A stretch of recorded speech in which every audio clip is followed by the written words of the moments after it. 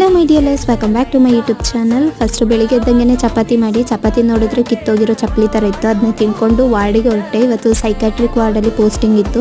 So ನನಗೆ work ಏನಿತ್ತಿಲ್ಲ, ಒಂದು ಪೇಷಂಟ್ನ ಮಾತಾಡಿಸ್ಬಿಟ್ಟು ಆಮೇಲೆ ಫುಲ್ ಬರ್ಕೊಂಡೆ. ನನಗೆ ಬರೆಯೋಕ್ಕಿತ್ತು. ಹಾಗೆ ಮಧ್ಯಾಹ್ನಕ್ಕೆ ಟೈಮ್ ಆಯಿತು, ಊಟಕ್ಕೆ ಹೋದೋ ನಾನು ಶಿಲ್ಪ.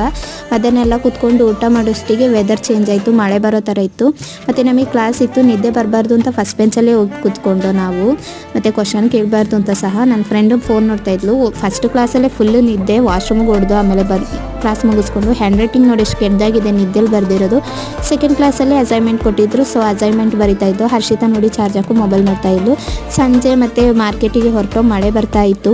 ಸ್ವಲ್ಪ ಥಿಂಗ್ಸ್ ತಗೊಂಡು, ಅಂದರೆ ಸೊಪ್ಪು, ಕಡಲೆ ಬೀಜ, ಬಾಳೆಹಣ್ಣು, ತೆಂಗಿನಕಾಯಿ ಮತ್ತು ನೂಡಲ್ಸ್ ಇದೆಲ್ಲ ತಗೊಂಡು ಈಗ ರೂಮಿಗೆ ಬರ್ತಾಯಿದ್ದೀವಿ. ಹಾಗೆ ಹಾಲು ತಗೊಂಡೆ. ಮತ್ತು ನೈಟ್ ಚಪಾತಿ ಮಾಡಲೇಬೇಕು, ಕಲಿಬೇಕು ಅಂದ್ಕೊಂಡು ಚಪಾತಿ ಮಾಡಿ, ಸೊಪ್ಪು ಸಾರಿ ಮಾಡಿ, ಸೊಪ್ಪಲ್ಯ ಮಾಡಿ, ಊಟ ಮಾಡಿ ಮಲ್ಕೊಂಡು